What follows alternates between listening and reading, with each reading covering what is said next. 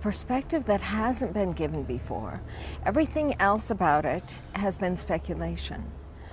And my life has been such that so many paranormal things and meetings with key people with in-depth and top secret information have crossed paths with me, that I have more of a realistic perspective of the transition and what will happen, which I felt needed to be shared, that people need to know this. And along with that, I even give instructions on how to prepare. But there are many other things playing a part in it this time, including the alien issue. Now, what's your background and what led you to come up with the book? I had a near-death experience as a child at age 9. And maybe that led me to want to know everything from the deepest level. But I've always had this curiosity. Anything metaphysical, spiritual, knowledge of the deepest levels, in the 60s as a kid. I read Edgar Cayce, Ruth Montgomery, Jean Dixon, and anything else that I could find at the time, which wasn't a whole lot, not nearly as much as now.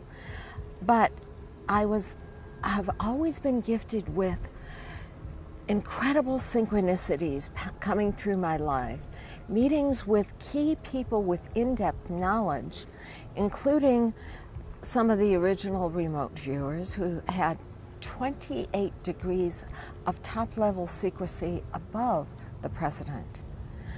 And everything has, conspired to paint a clear scenario of what's happening and why. I could start out with explaining what my remote viewer friend had told me. Yes, I'm very interested in that. And can you mention his name? Was it Ingo? It wasn't Ingo. That I do know Ingo, and I have a picture with Ingo. But I don't know that I should mention his name, or if you want that. But he would be led through room after room in a top secret facility, through rooms, and then he'd get to a room full of aliens of different species. He said there were many different races, and some he Did he mention any? Mention the names of the races. No, he did not. But he did say that some were ugly as hell, to quote him, and he also said that some would be working at computers, which really fascinated me. And he had never really thought about that. He thought they were just entering things in. But their presence was well known among his level of people. And, along with the implication that they are here for a definite purpose, which is what I found out when I actually met Dan Fry, the contactee from the 50s, who was on the White Sands Missile Base, and then eventually met an alien friend of his. Can you go into that? Sure. I got 1977. I had studied Rudolf Steiner formally for 2 years, from 74 to 76. Steiner was an immensely gifted clairvoyant, even more so than Edgar Cayce, because he was consciously clairvoyant. Anyway, I met a friend from the Steiner Waldorf Institute between trains in Boston, and she said she had seen an aura bouncing place in New Mexico. So eventually I decided to go out there. I came into town, and because I have a little degree of clairvoyance myself, I could see UFOs having been in that area, having a strong connection. They left a residue of some kind that you could see that they'd been there? I could see that they had been there. I could see their presence coming down in those hills, and that they had strong activity in the area. Now, at the time, I was in my early 20s. I knew nothing about Alamogordo, New Mexico. Since then, I found out that the White Sands Missile Base is known for secretive dealings with UFOs. But, so I came into town and I had this vision, sort of, if you call it that. But this was a time, this was 1977, this was a time when the whole subject was still very laughable due to disinformation. So I brought it up very carefully with the people I was staying with. Asked them if they knew of anyone who's had encounters in the area. And to my delight, they not only knew of someone, they knew personally Dan Fry, a contactee, and they said he wrote of his account. Well, I was ecstatic. Back then, you couldn't find accounts. So I couldn't get them to bring out his books fast enough. I consumed them. I read them in a day and a half. Now they're published as one called New Two Men of Earth. Then I was going on to Phoenix, but I asked them if he's still living in the area because I really wanted to meet him. I was dying to talk with him in person about what it was like to meet an alien and what they had said. Well, I was completely devastated when they said he no longer lived in the area, but in the very next second, I was elated because they said he moved to Phoenix. My next stop was Phoenix. He was living outside of Phoenix in Tonopah, Arizona, in an intriguing community of circular buildings with UFO roofs. And he said that the idea was that they'd be camouflaged if anyone wanted to land. I have pictures in my book of that community. Wonderful. Anyway, I got into town, into Phoenix, dropped my bags, and immediately got on the phone to Dan Fry. I introduced myself. Of course, times were much simpler then. You could trust people then. I said, I've just stayed with your friends in Alamogordo, and I'd love to come talk with you. And he said in the voice of a grandfather, why, sure, we've got plenty of room. Come up for the weekend. So this was on a Thursday. The next morning, Friday, I was hopping a bus to Tonopah, Arizona. The short end of it is I got to be friends with Dan, and we ended up, I spent several weekends with him and Florence, his wife. While he would explain, I would help him. He was the only one who had a magazine that sort of was open to these issues. It was called Understanding Magazine. And I would help him attach labels and bundle them up for the subscriptions while he told me stories, tremendous stories, of what it was like to meet the aliens. And can you elaborate on that? Sure. They had initially convinced him that they were here for the good of humanity, that there was something tremendous happening in our future, and their presence was needed. They needed to come and live incognito as human beings. And Dan was either the first or one of the first who helped them get false IDs, false papers, and jobs, you know, in human clothing. That is fascinating. Yeah.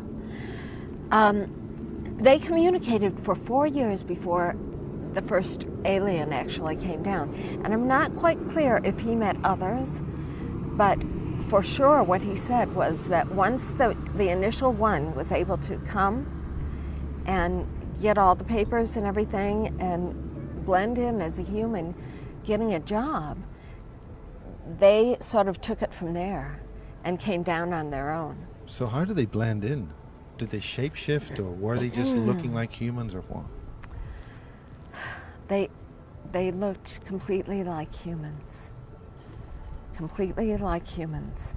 And Dan said, interestingly, that the first one who came down, his name was spelled Alan, pronounced Alan.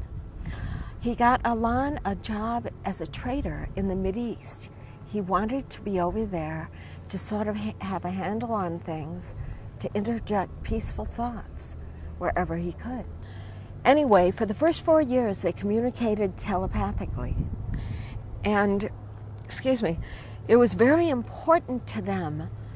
Their first request was to get them as many books from the base library on as many diverse topics as possible. Cultures, civilizations, languages, history, mathematics, you name it, everything, geography. However, this was so fascinating. The most intriguing book to them was our Bible. Wow. And they said that their ancestors were the ones who most often played the part of angels, were called angels in the Bible. And actually, the Greek word for angel means emissary or messenger, which is exactly what they've been. Messengers of the light, of the force of good. God, whatever you want to call it. They mentioned several things in the Bible and explained them. One was where it says, in the end times, two brothers will be sleeping. One will be taken and one will not.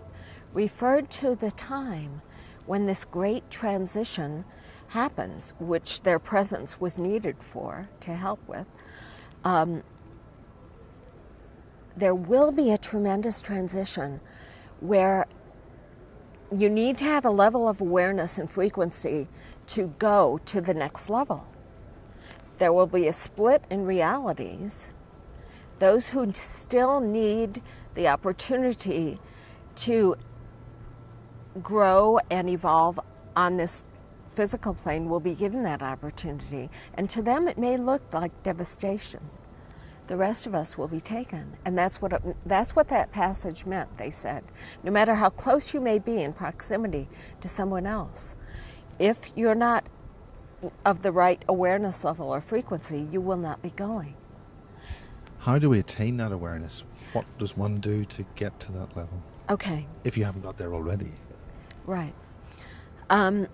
This, as I see it, has been the tremendous effort of all the different multidimensional beings who have been living among us incognito. You know, I see them as a great force behind the New Age movement, either inspiring or perhaps writing some of these books, creating some of these movements, maybe inspiring or helping to create, for instance, the Hands Across America, Hands Across the World. All these movements which have eventually, and very quickly really, awakened a lot of people. And this tremendous awakening, they said, was very necessary because this transition will be unlike any others that have happened throughout the past. My book, Exploring Sacred Space, starts out with some of my classes. I studied formerly at the Waldorf Teacher Training Institute, Rudolf Steiner. My professor was clairvoyant. And one day he showed a graphic lasting 25,920 years. He explained that at either end of this roughly 26,000 year cycle, all throughout history, there has been a cosmic alignment which has created catastrophes on Earth. That roughly every 13,000 years there's been a major cataclysm where most of humanity has died, and the few remaining would have to start over at a much more primitive level.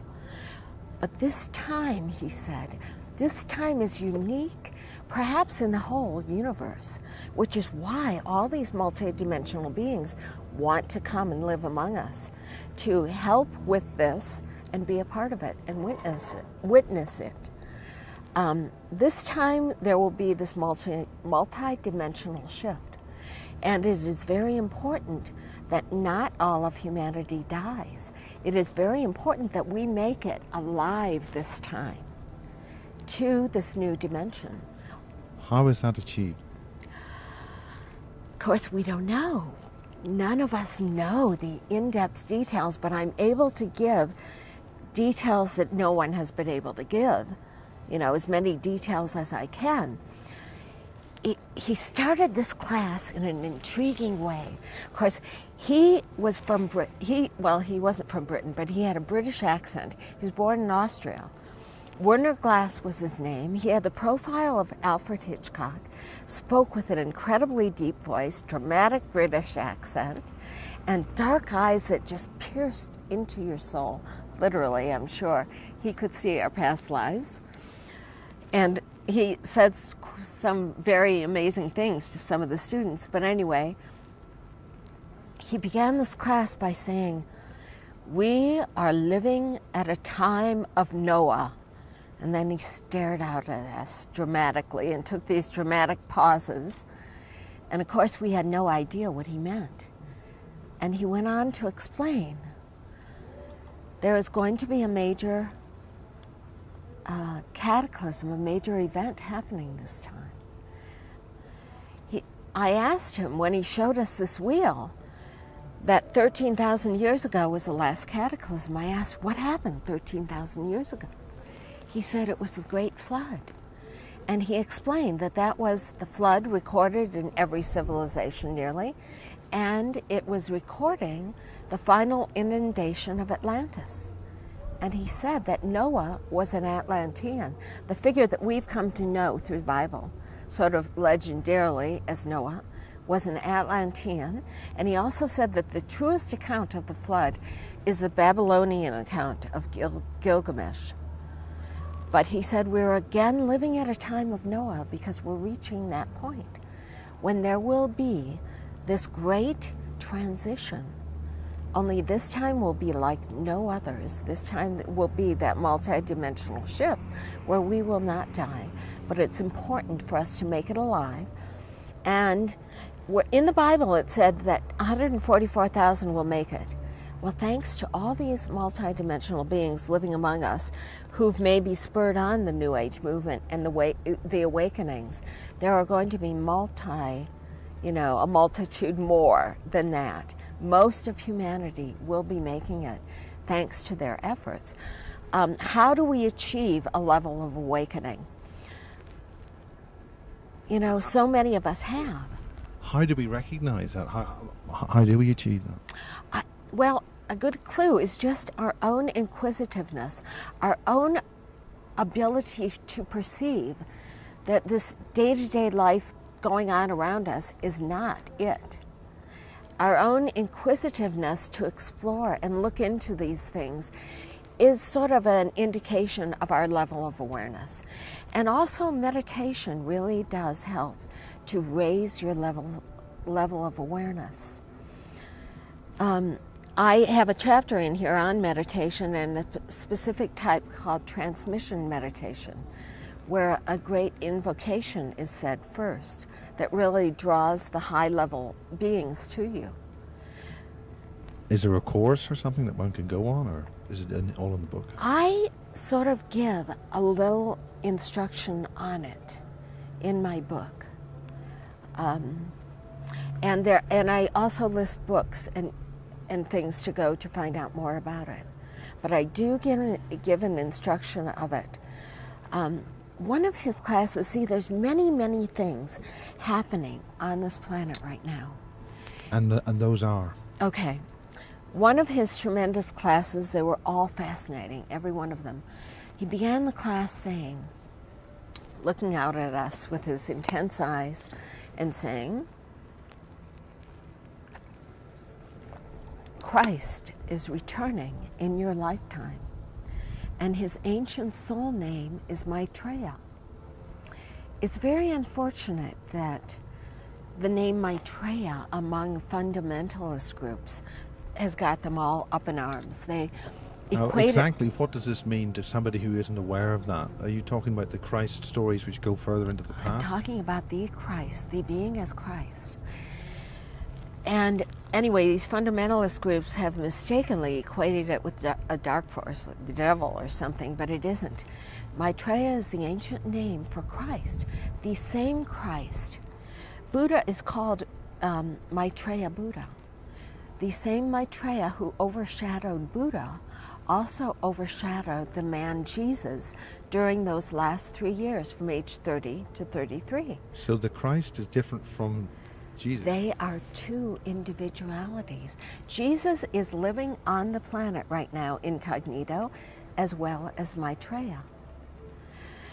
My professor explained that it was discussed among this group that we know as the Masters or the hierarchy, whether or not Christ, aka Maitreya, would have to return in a physical body because,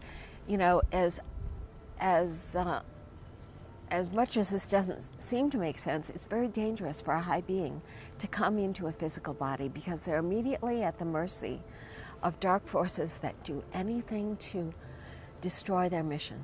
So they could die. I mean, literally. Exactly. You can easily Accidents. Yeah. Accidents happen all the time.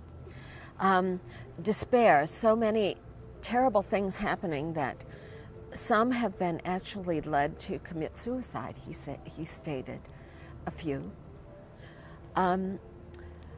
But at the time when it was decided that Christ would need to return in a physical body because of something tremendous happening in our future, 42 other masters volunteered.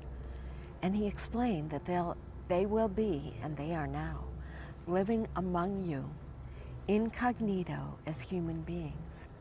So there's this factor, as well as all these other multidimensional alien species, there's this other level of beings called the masters, the hierarchy living among us. And working all that they can so that this major transition goes smoothly. Like I said, it won't be just the 144,000 who make it mentioned in the Bible. It will be most of the planet's population. But the main thing to know, and that I want to get across in my book, I give many more details, but it is not going to be doom and gloom. There will be. I think that's very important. That's the fear agenda, the doom and gloom. Right. The fear. The book transcends the fear. The book is, everything else has been speculation and mostly negative. The book goes beyond that. It is not going to be a fear scenario. There will be a split in realities where, like I said, those who need the opportunity to still evolve more on this physical level will be given that opportunity. And if which is important. Right. And they'll eventually come join us. But if your awareness, if you're awakening, if you're watching this, good indication, is to that level of awareness, that you're aware of these higher things, we will all be going to a different dimension of Earth. And he did Is that a new Earth? Like right, this is the Earth new is splitting Earth. off into, or is there a new Earth being born within the Earth, or is there one there already? All right. This is the new Earth spoken of in the Bible. This is the new Earth spoken of by Eckhart Tolle. This is what I've been given to understand, and I don't know if you want me to go into this other story of how I know. Let's go into the story. Okay. This is time to tell. Right. Like I said, my life has been one synchronicity after another.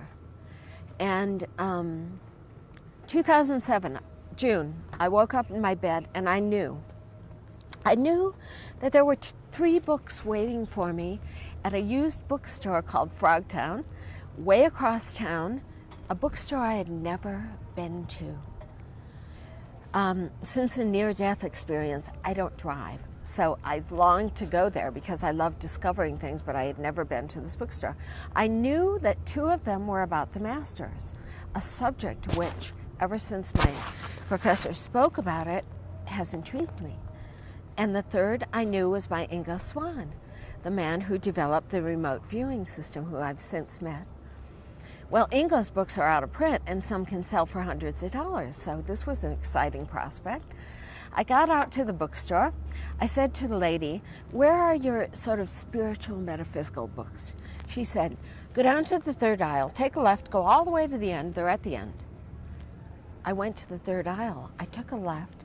For some reason, I looked immediately left. My eyes fell on the spine of a book which had been out of order, waiting for me.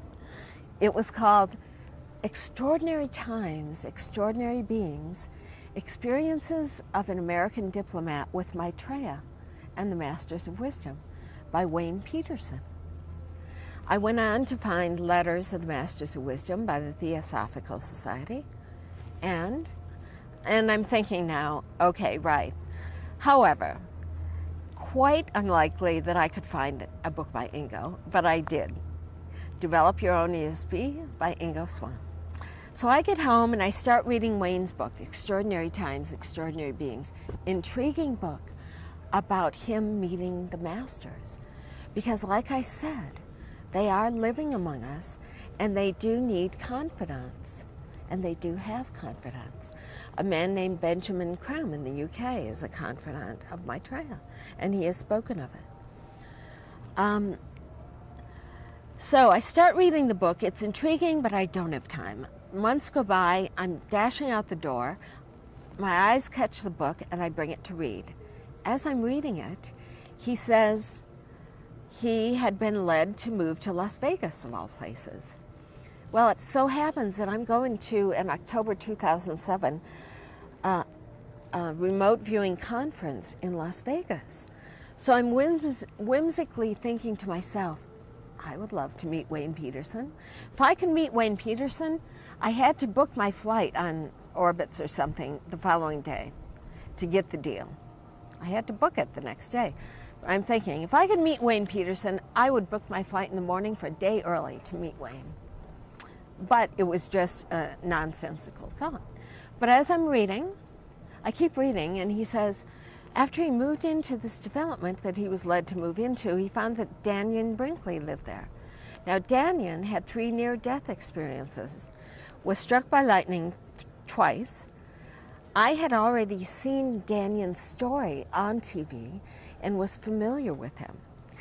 But when he said that, that was another confirmation that there's something more going on here. There was some reason for me to find this book, and there was some more connection, because I'm flying home from Cairo, December 1999, middle of the night, over the Atlantic, the cabin's dark, everyone's asleep, I'm sitting on the right aisle. I see a man coming back from first class on the left aisle. He crosses over to the right. I see that it's Dannion Brinkley. He walks back toward me. Coincidentally, there's an empty seat beside me. I scoot over. He sits down. We share near-death experiences. And, you know, I said I have this little bit of clairvoyance. I had this overwhelming feeling. Dannion is now involved with helping with this whole process that's coming to Earth. I had this feeling that we were joined because we are both playing a part in making people aware of what's going on. He had been guided that there was a girl in the right aisle of the coach class that he was to meet, and it was me. So anyway, as I'm reading this in Wayne's book, here's the second coincidence. I'm thinking this is more than coincidence, that all this has come about. So I get home, and like I said, I have to make my flight the next day, and I'm thinking, gee, I would love to meet Wayne, but impossible to meet an author overnight. So I drop the book on the table and I get online. There was a man named Todd in Canada who years earlier I had emailed about Maitreya. And I said, Todd, I've just read Extraordinary Times, Extraordinary Beings by Wayne. I'm going to Vegas. I would love to meet Wayne Peterson. Lo and behold, Todd at that moment is online. So is Wayne. Todd and Wayne are good friends. Todd forwards my email to Wayne. Wayne emails me and invites me to dinner in Las Vegas. It was like boom, boom, boom. And so I'm sitting, Wayne picks me up at the hotel, whisks me off to the Bellagio, which is an otherworldly experience in itself, and we have a tremendous otherworldly conversation about what the masters have told him. And it all ties in with what's going to happen. And what is going to happen? Okay. What they told him, and I asked his permission to share this, and he said I could share it at my discretion. So I'm sharing it with you at my discretion. They told him that on this split, which we will all be taking a part of, we will be going through the dimension of time as well as into a higher frequency dimension. Our bodies will no longer be quite as physical. And in addition, we will be transferred 50,000 years into the future. And possibly, as I see it, return to the new earth, which is cleansed.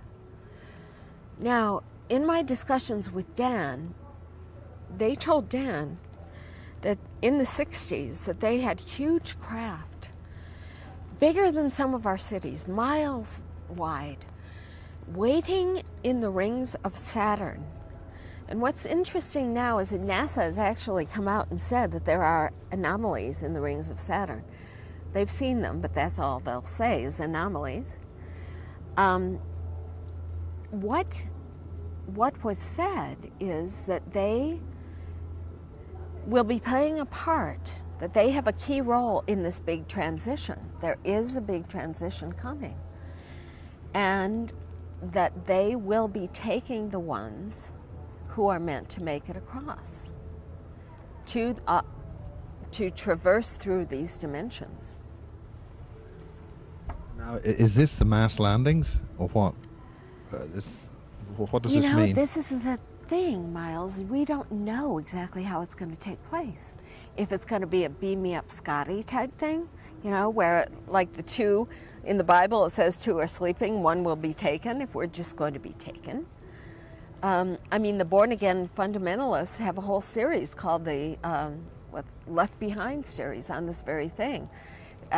They see, of course, it's all a fear-based series of people in piloting planes disappearing in crashes and the freeways, cars crashing. We don't know how it's going to happen. But those who need to evolve more may simply pass in a major cataclysm, or if they survive, it will probably look like devastation to them. But, most of us have reached the level of awareness of, higher frequency that we will be making it consciously.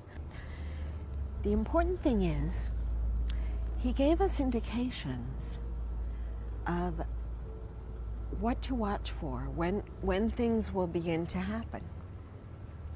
Of course, I go into more detail in the book, and more is explained, as well as more fascinating conversations with Dan of what the aliens actually said. But he said, there will be earthquakes that run across the lower Eurasian continent.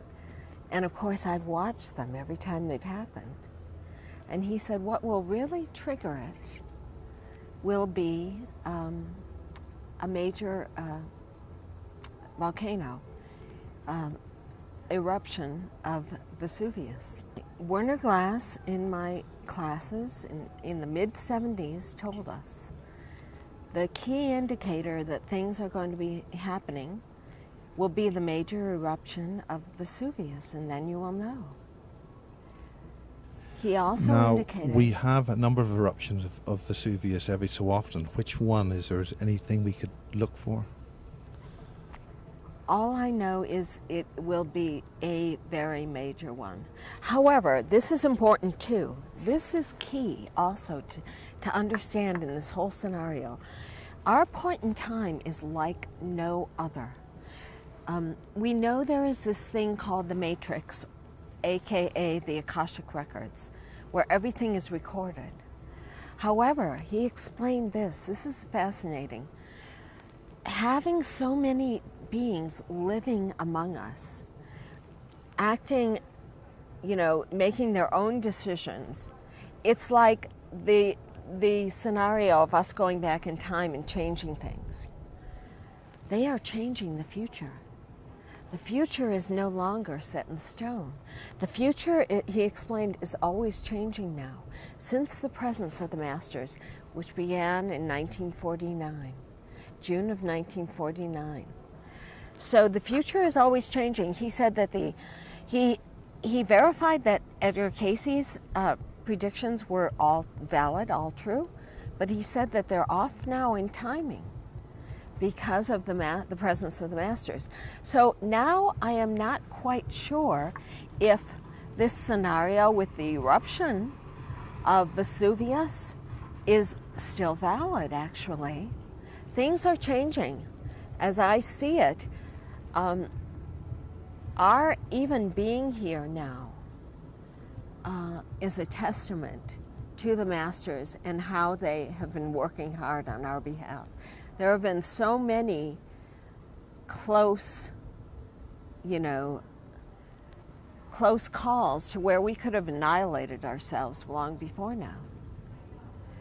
So keep this in mind. What I'm telling you are good indications, and yet the Vesuvius thing could or could not happen. But he did give indications on how to prepare.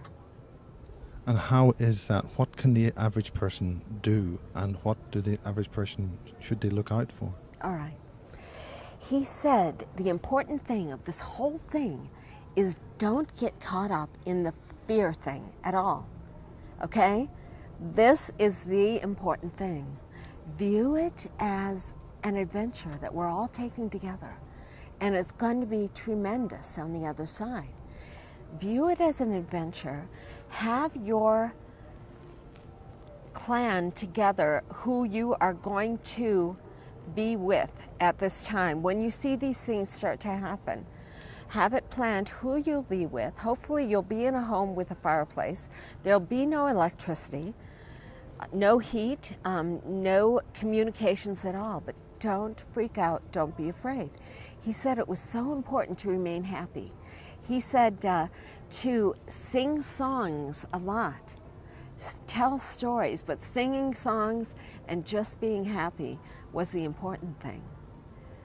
But another important thing was to close all your windows tightly with opaque fabrics. Even around your doors, the bottom, if light comes in, use duct tape. Use duct tape all around your curtains. Do not be tempted to look out. There's a very fascinating video. At what time does one do that? Obviously, one has to come in and out of the house, or what? Right. When do we do that? What's his time? There's a fascinating video by Michael Tsarion, Tsarion. He gives a lot of the information I have given from a scientific view. He gives that wheel of 25,920 years. He explains that we'll be going through a photon belt, which will, as I see it, could be the projector into the other dimensions. Now, what he said kind of made me think of Lot's wife, who looked and was disintegrated. It's extremely important that even if we hear howling winds, things banging, we do not look out the window. That's an important key. And there again, it could possibly be that we are taken before this. This was going to be, come to think of it, the 3 days of darkness that he was describing. Yes, and it's been mentioned that the 3 days in 2012, of darkness, right. There's a minister of Japanese government, or the royal family, I believe, has made some statement about 3 days ago. Yes. Okay, this is another YouTube that I want people to look at. If you type in these 4 words, Princess Kaoru, Kaoru, a mile-long last name beginning with N, Princess Kaoru Pythagoras Conference, Pythagorus. Princess Kaoru explained that her third eye was open. In other words, she became clairvoyant. And of course, none of us knows the exact dates of this, but I'm just saying this could be another clue.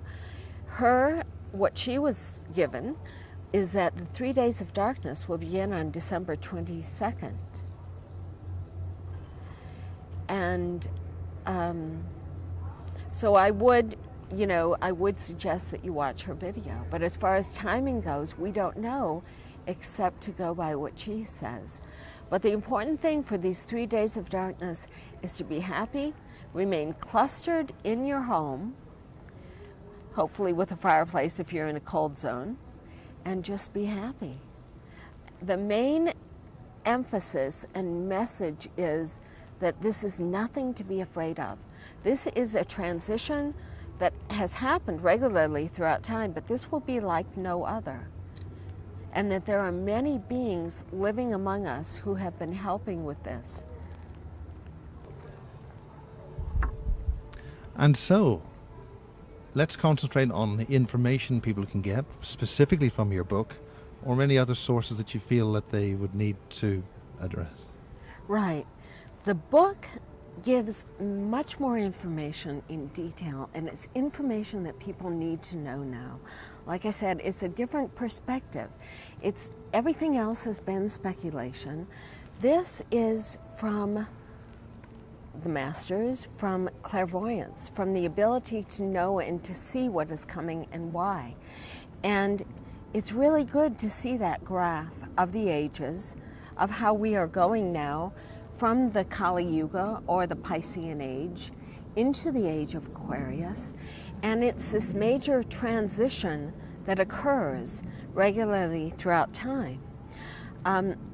If you go to ExploringSacredSpace.com, you'll see the book and you'll be able to order it. And you'll also, there are links to the other interviews that I've had on it.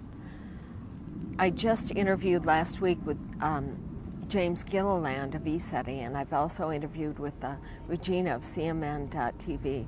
But all the interviews will be given there. I feel that it will be a good contribution of knowledge that we need to know for this year. Wonderful. Well, what sort of specific sections? How does the book evolve? How does it bring you into what we need to know? It starts out with my classes at Waldorf. It explains in-depth information he gave us that we really need to know from a clairvoyant perspective. There's a chapter on meditation as it goes on. There are a couple of chapters on my conversations in meeting Dan Fry, and then meeting the alien. What aliens did you meet? No race was mentioned, so I don't know what race it was. This I do know, though. Do you want me to go into when I actually met him? If that helps, yes. Well, they can read about it in detail in the book. But I will say this. I could see in this particular one that his hands from the forearm down had been altered to look human.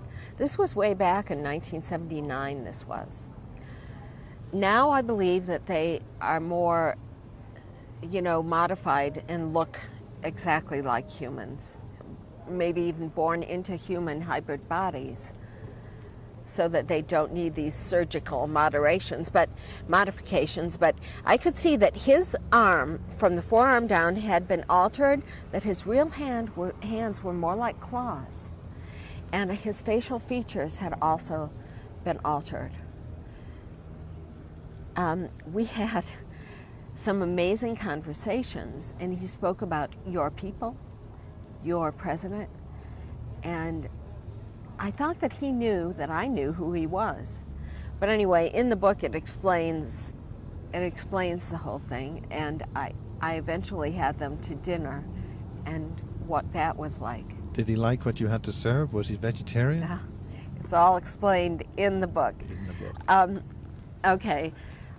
I knew from the moment Dan mentioned that he was having a psychic surgeon come to town, I knew that he was not from Earth. The sessions were to be 3 days in a row, and it was $100, which to a kid in their 20s in 1979 was a lot of money. But I signed up because I knew he was not from Earth. And that was verified when I saw his hands. I saw his high forehead. He spoke with an unusual lisp and walked with an incredibly smooth glide. And I could see around him that instead of any kind of a glow, there was a dark void. And that baffled me. Does that not send alarm bells up? Well, no, because there was no negativity about him. I was just sat there baffled and observed this, because it was clearly a dark void, but there was no negativity. In fact, I felt, a good feeling about him. So, as we close in this nice day in Phoenix, in Arizona, at the International UFO Congress, what are your parting feelings and final comments? As futuristic, as sci-fi as it sounds, there is a transition coming. And people just need to know that this is going to be a different one, but there's nothing to be afraid of. And the important point is not to freak out when it starts happening, but to sort of seclude yourself and just be happy and let it blow over. Well, thank you very much. You're And welcome. blessings. The painting I did, it's an oil painting. It's 42 inches wide, and I covered the book with it. The painting is called Sacred Space, and the book is Exploring Sacred Space. And you can see more details about it at exploring-sacredspace.com. This is it for right now. I've written little pamphlets and given talks on explaining meditation, explaining the masters, that I've just handed out, but I've never really published a book till now. So what inspired you to write this book? What was the main thing? I realize there's so much about 2012 and the transition that I recognize as just fear-based things that aren't even true, that aren't even truly what is happening with this. And I realize that with all this that has come my way, it has all happened to me and come cross paths for a purpose. And I needed to get this information out.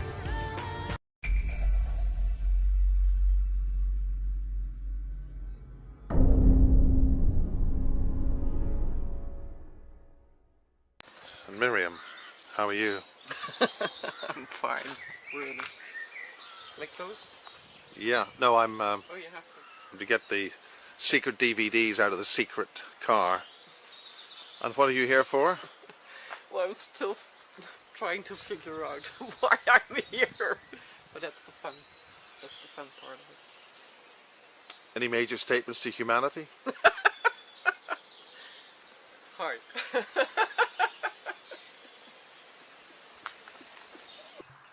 How come I keep saying hiya to everybody? Thoughts of wisdom. Hiya? Oh, hiya? Silbury Hill. Oh God. It's like a fox is trailing me.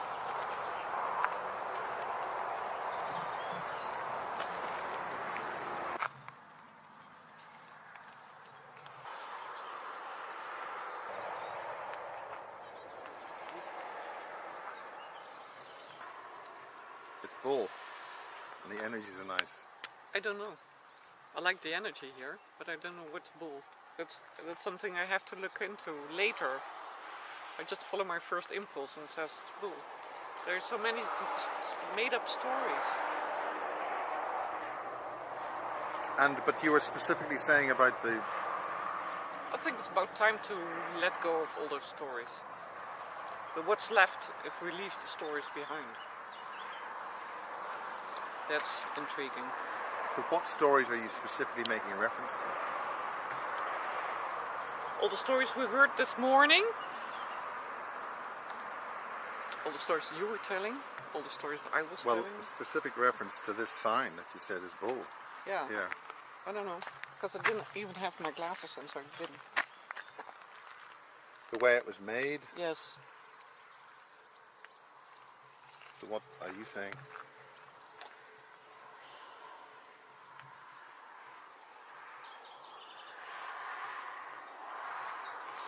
I think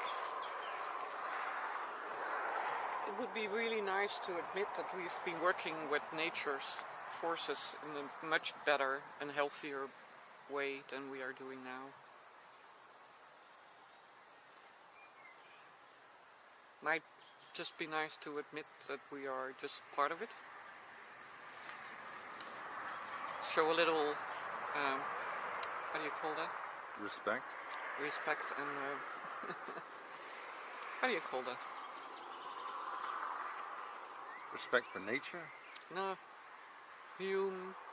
Humility. humility, yes. But for me, admitting that we're just part of it, being a little showing some humility makes me bigger. That's the fun part of it. So that's what I like.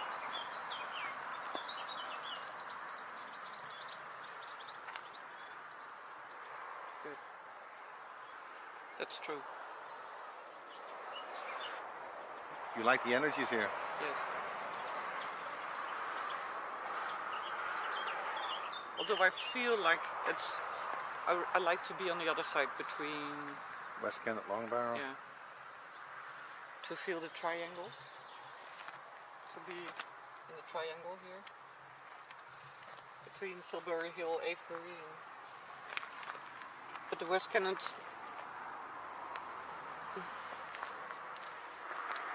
That's up here. Oh, what's here?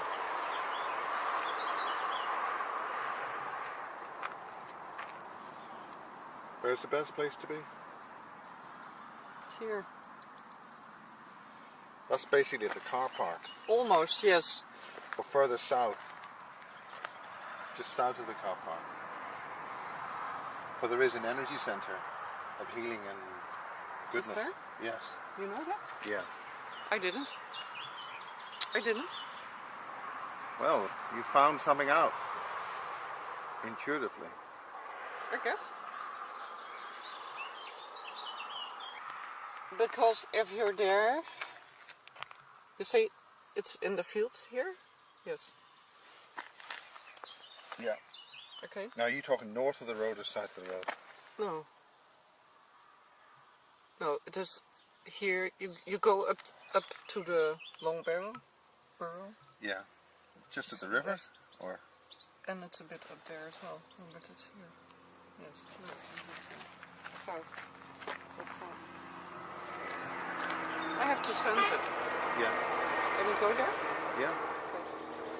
It feels like, if you can really tune into that, you get rid of the stories. And the stories are luggage. And they're getting heavier. The luggage is getting heavier. I don't like the weight of the stories anymore. No. I need to move faster without the stories. Okay, I'll talk to you up there. Okay. Yeah?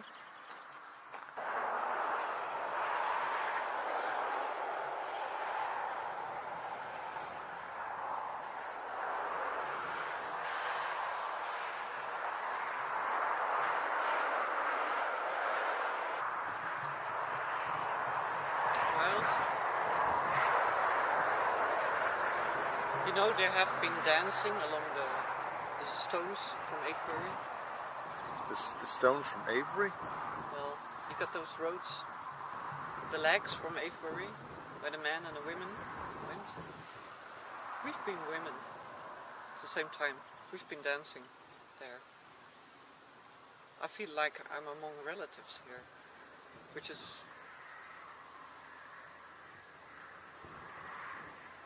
nice, special. On some of the lines you can feel it easier. So I try to stand on a earth grid line so I can feel the connection better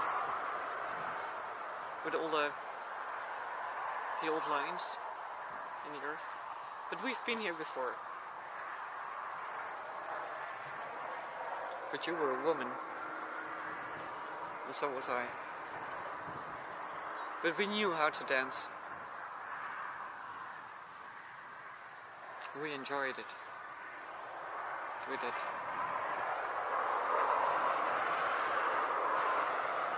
The fact that we are here together again, it's meaning we're among relatives in many different layers.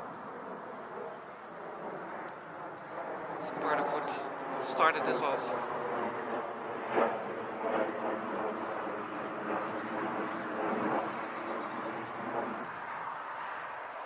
And? Let's go to the other side.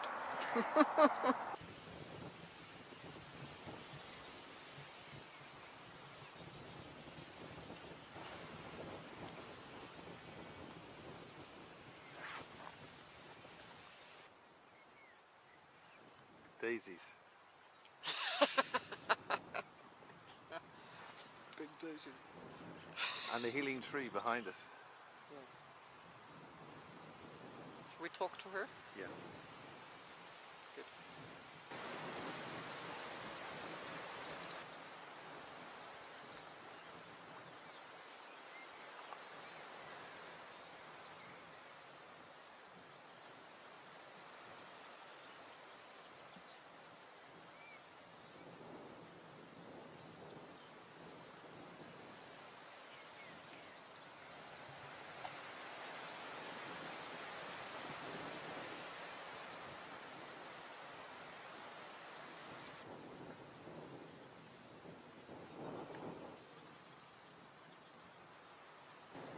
Because I had to pay my respects to this old lady. Couldn't do it. I mean, so I did.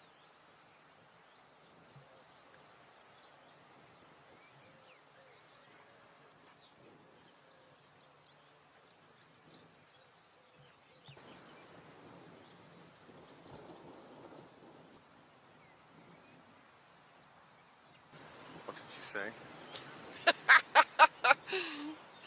She said, Mary, we can talk a lot about trust, but just bend over and give in and do it yourself. The spirit of the tree said that? Yeah. Or at least I used the tree as an antenna to get to me.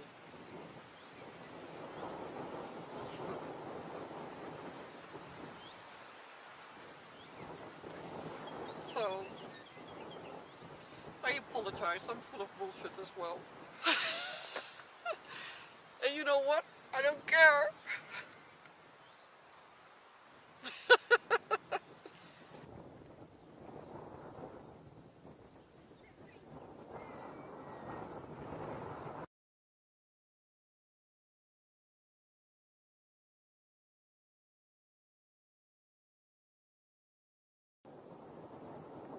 I remember about 5 years ago, no, it was 10 years ago, there was a checkerboard type crop circle there. I drove there with my black car, 9%, and I was there with my friend Alice, who got married. And planes overhead, and the Daily Mail took a picture. It was the Daily Mail the next day. It's the only time I ever got into page 3 of a newspaper.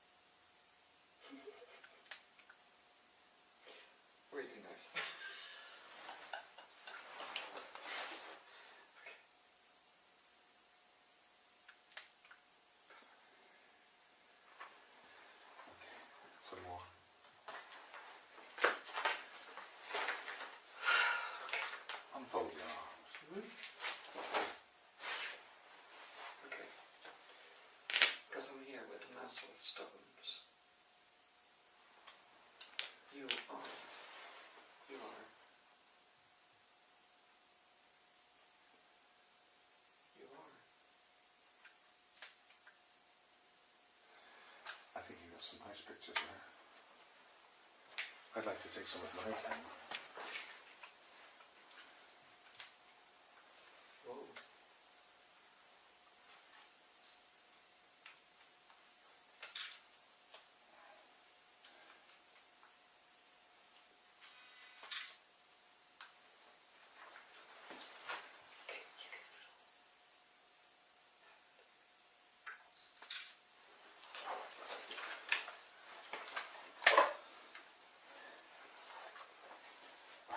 I think we should go and get ourselves a cup of tea.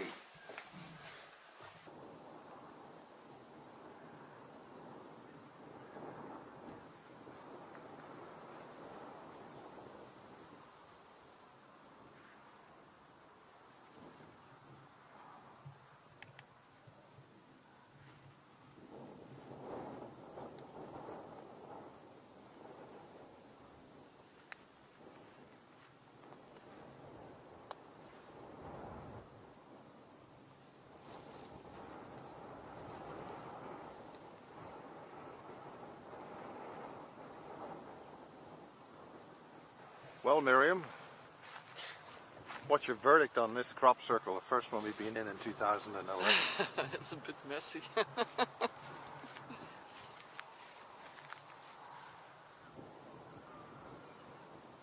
I love standing on the hillside though. It's messy.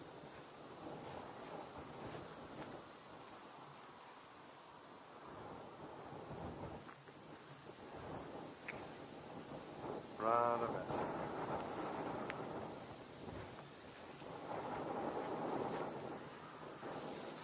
And tonight,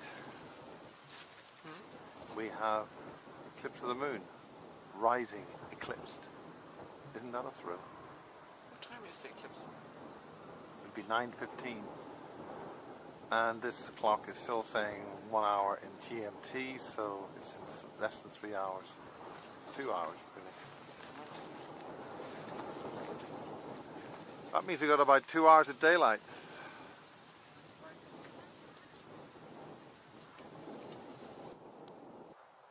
No, you can see it's bent. See? Focus.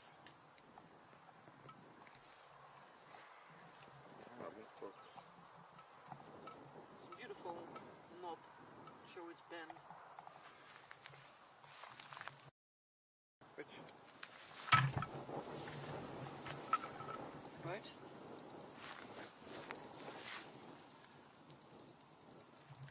So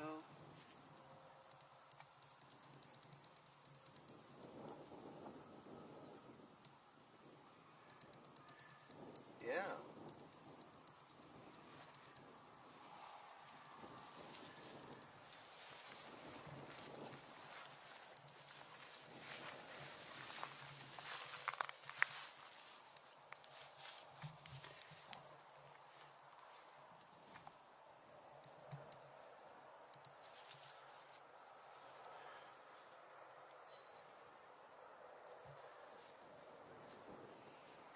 that is weird.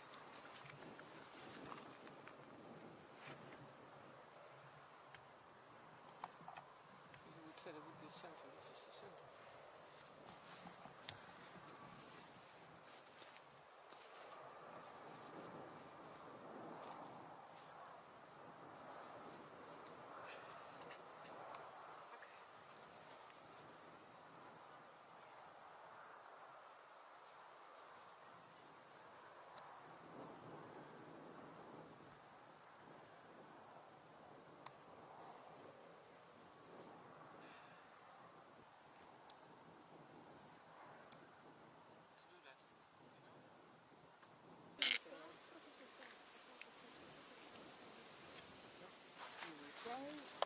Take a few seconds to get it to work. I see my hair Yeah. in front of the lens. That's good. Yeah. There What it do you goes. There it feel? goes.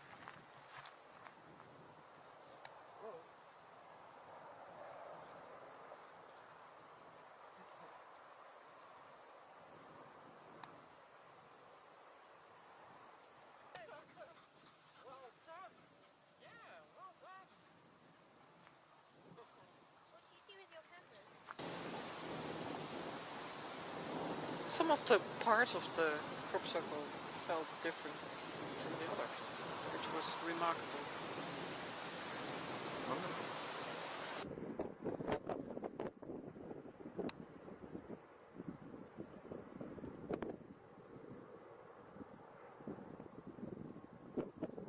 Hello, darling. Annoyed. I mean, the distance between him and the... Pardon? Is this Mr. Johnson in full gear? It is. You're referring to my executive style sun repellent hat? The camera experience I had. On the tour at Glastonbury? Yeah. Yes. Yeah. And then we went to St. Michael's Church. And if you concentrated on the connection between the tour and St. Michael's Church, really sense it. And a moment like this, I always ask myself, am I imagining things? But what's the nice thing if you're there with a few people that sense the same thing, you know, it enhances the field. So your senses get better, and you can check it amongst each other. Really nice. Really nice.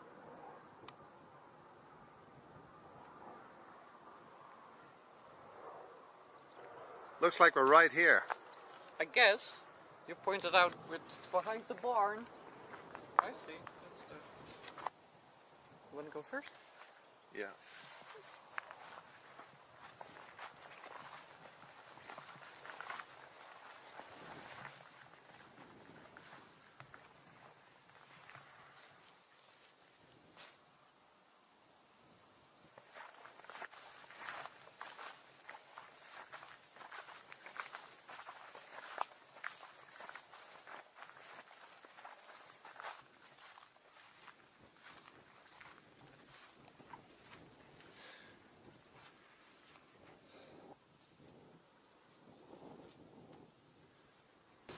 My ears hurt.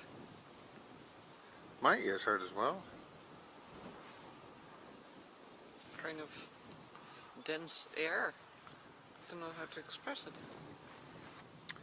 I feel very similar. I've got ears, feels very dense.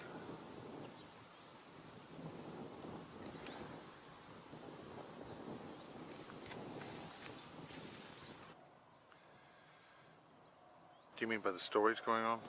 Well, the stories, you know. People telling that every crop circle is being handmade, human-made. There's no real significance to the circles anymore.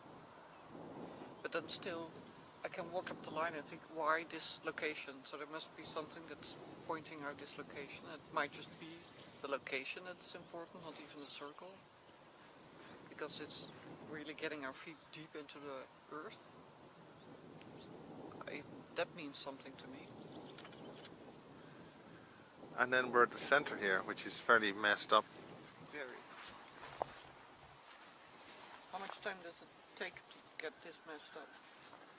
I mean, It would take one group of people just sitting here for one day, but I mean, all these walk-through paths look like that, you know, whatever's really going on here. Well, there was this big circle, you know, and this pattern. Yeah, that's just... So there was a circle. Oh, well, that wasn't crushed in the original one. No.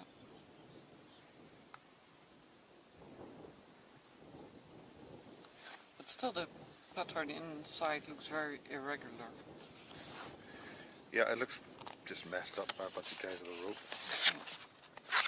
And this one doesn't look nice at all. Different sun angle.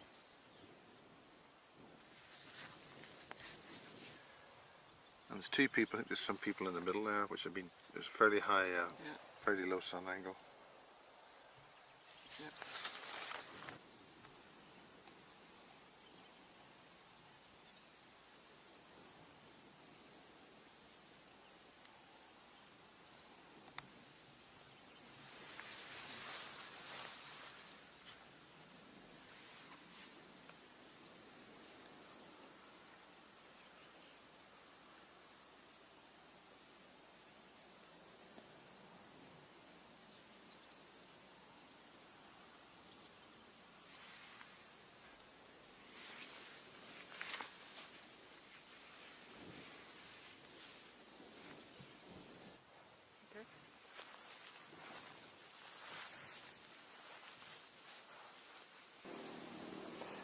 sitting looking from the East Kennet crop circle at West Kennet Long Barrow, and to the right Silbury Hill, which is out of vision.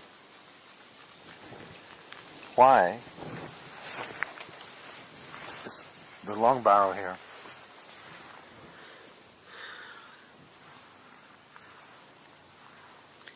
This is a new one for me too, because, you know, it's... I was about to say it's not my country, but it's a weird thing to say because it's my country as well. Maybe it's not my country in the sense of being my home country in this life, but still I got some roots around here, so I'll just ask if I can get an answer on the question, why is the Long Barrow, West Kennet Long Barrow, placed here? It faces west, east. As a matter of fact, it has a connection with all the directions. It has been there before Avebury, before Silbury, before most of the megalith standing stones in the surroundings. Before it was the shape it has now, it has been much smaller and used on a far more festive way than it's used now. And we feel a bit sorry for the people who gather here now, because there is such sadness and distrust among them, and we never had that when we were celebrating our ritual feast there. At the time we built this, we constructed it with the help of the elves, the earth energies, and the spirit guides that told us how to construct it in such a way that it could last a really long time. The place that you've been standing in yesterday was built on later and was built as a kind of protection room, because there had been a lot of misuse of the spaces.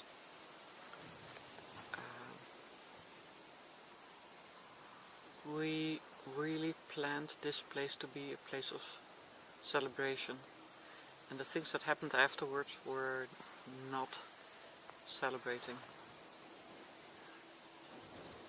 Nevertheless, you ask us why it's placed here. It's because through the earth it has a connection right away with some other portals on the earth crust on the other side of the earth. So there, if you go through the earth, there will be another spot on the other side of the earth, but it will, within the earth, there will be connections with other places. So we were basically a stationary to direct the crystal waves that would be sent out, and that's why Miriam is here now to talk to the crystal specialist Miles Johnston. Yeah!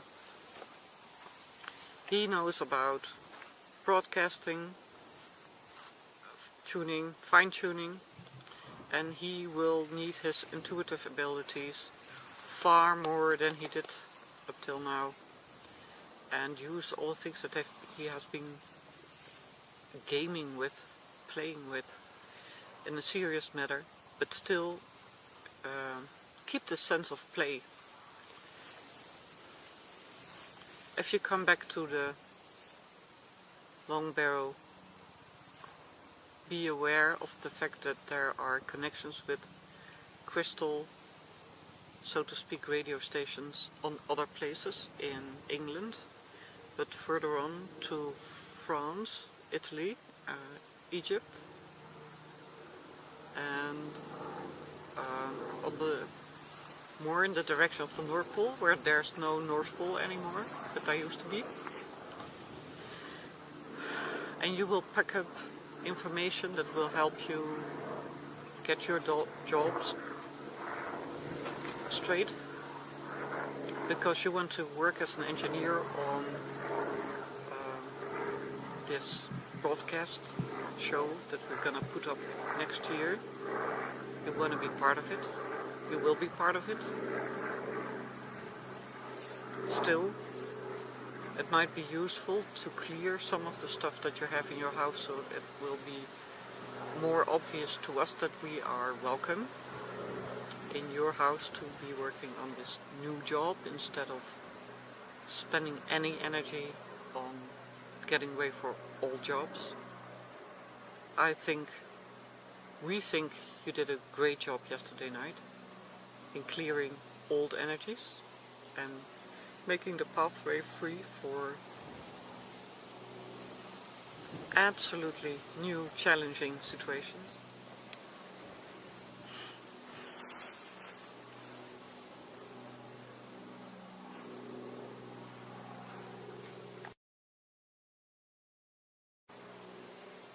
The buzz in your ears is a signal that there is a possibility to broadcast for us. So if you feel this, be aware of our presence. Don't let it bother your ears, just let it make you aware, and then the pressure will fall away and you're more in your body, you're more into your presence, and we can reach out to you more easily. The crop circle here is not of much value, but it's nice to be here because it is a good location to be connected with the longer.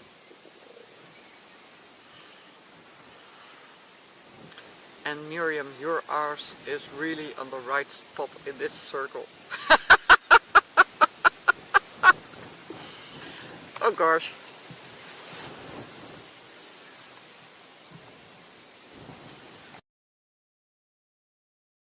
Well done. My dearest Miles, do not hesitate in accepting our gratitude, and do trust Miriam, please. She is a nice and trustworthy person, although you will doubt that once in a while. I kept you safe until now, and from now on you will be able to join forces with the people, the entities that will guide you towards your new job. So you will be helping to get broadcasting around the world concerning health care, care of nature, supply of natural sources, and energy management in a higher frequency dimension. Beware, beware, beware. Bold people have a tendency to burn their head. Guard you for the sun. Love you.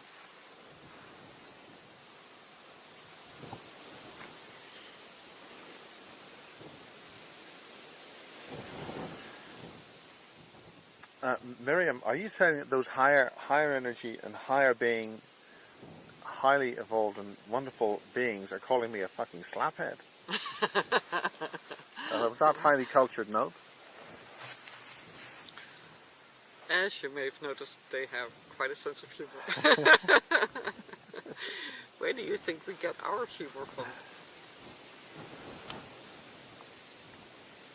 Okay. Okay.